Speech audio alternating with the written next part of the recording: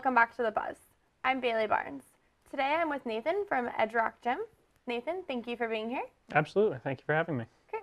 So how did you get involved with the gym? So I started climbing when I was a kid up in Pennsylvania. My family moved down to Florida in 2004, and when I started going to the University of North Florida, I found out they had a competitive rock climbing team there because they do have literal rock climbing competitions at all levels for youth, collegiate, even adults. Very cool. So I started climbing at the gym back in like 2010, 2011. And then you just have been with since, or? Yeah, I just continuously climbed and climbed and climbed there. Got to meet the people that were with the gym, meet the people that owned the gym, and then a couple years back I changed from just climbing there to working there, and up to my current position now. So what makes Edge Rock different from any other gym? So the Edge Rock Gym is primarily a rock climbing gym, indoor rock climbing. Whereas most other gyms, just even nationwide, they're just general fitness, a lot of weights, cardio, stuff like that. Our weights and fitness equipment, that's totally secondary to what we do. Okay. We try to build a community as far as the rock climbing community goes in the South. Florida's completely void of all climbing. Right. Flatland. Yeah, exactly. Flatland, Florida. So us, along with a whole bunch of other privately owned gyms throughout Florida in every major city, we all try to foster that community. Very cool. So why would you pick rock climbing over just a regular workout? Like, what's the difference for you? To me, it's more interesting. When it comes down to it, like when people think about getting in shape, getting fit, they think about, lifting weights, running, everything like that. To me, it's always been super boring. I hate the repetitive nature of that. Rock climbing is really, really mentally stimulating. A lot of people liken it to solving like a huge puzzle because there can oftentimes only be one way to the top.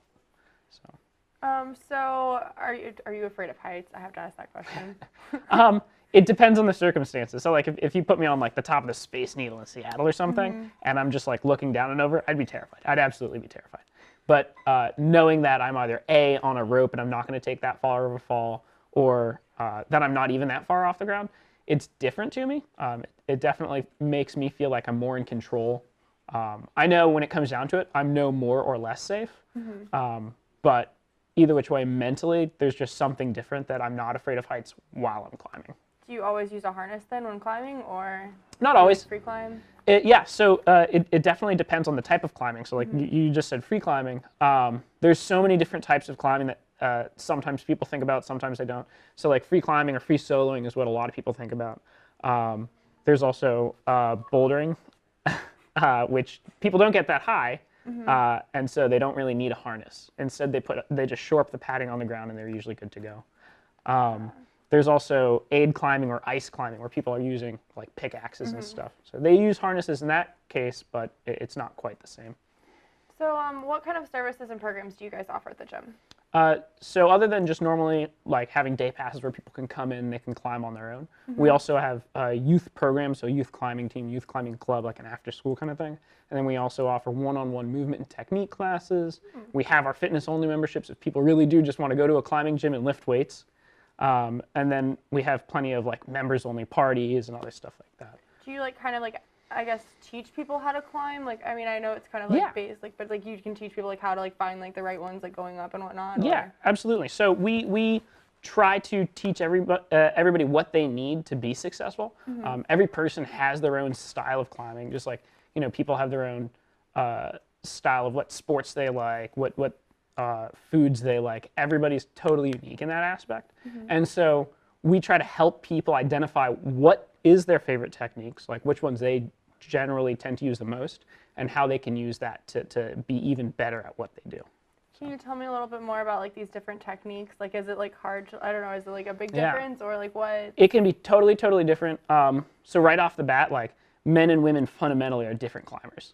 We have totally different centers of gravity. And because of that, guys tend to use a lot more upper body strength. They try to be like really what in the climbing industry they call it thuggish, trying to like pull in hard straight to their chest, whereas women tend to use balance and flexibility. And starting out, women tend to be better climbers because of that. At the highest levels of climbing, you need that balance and flexibility, and you need the strength. But starting out at the bottom, a lot of stuff just comes to learning about your balance, learning about your body awareness. So. And that you help to teach like your members about this. Yeah, exactly. And the very first thing that we try to teach is body awareness. Okay. You know, being able to know, like, if I move in this way, how's that going to affect my balance? Because ultimately, like, it's going to throw you off in the wall. Yeah, exactly. Very cool. So do you guys have any events coming up, or? Yeah, so we have our first summertime competition. You know, in the South, it's like unbearably hot. It's 90 degrees outside right now. And you know, we're indoor rock climbing. Our facility is, you know, AC cooled. It's awesome. But so that being said, we haven't really had a summertime competition. We've had summertime members-only events in the past. But I wanted to bring around something that, like, you can't go climbing outdoors in the South right now. Literally from anywhere from, like, Maryland and south, you don't want to be outdoors to climb. And so there's a lot of people that are just sitting around either training in the gym or literally doing nothing. And especially down here in Florida, all of the gyms all talk to each other. We all try to, you know, get everyone psyched even through the months that nobody's climbing.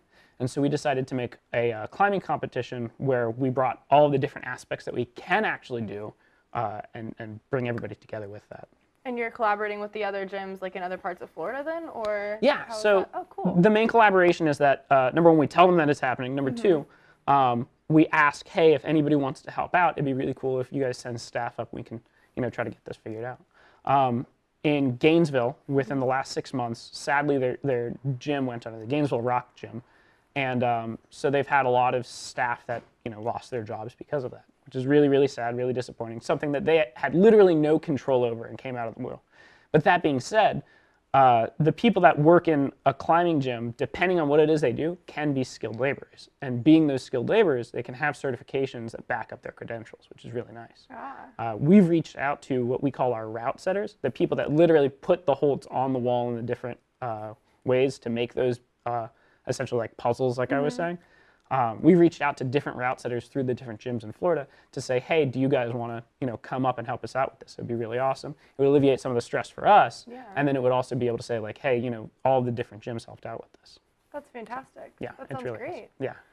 So if someone wanted to come to your event or wanted to come find the gym, where is it located and how can they find you? So our gym's located on the corner of Phillips and Emerson. It's literally at the same place that you would see the Jacksonville Ice and Sportsplex. We're in that same development. But while they're more on the 95 side, we're more on the US 1 side, right near that McDonald's and Taco Bell. If they wanted to go to the event specifically, it's on July 23rd, and it's going to be an all-day event. We're starting at like 10 in the morning, and we're going to go all the way until like 5, and we've got a nice after party. And it's open to the public for anyone to come? Yeah, any spectators are more than welcome to watch. If anybody wants to compete, they're more than welcome to do that as well.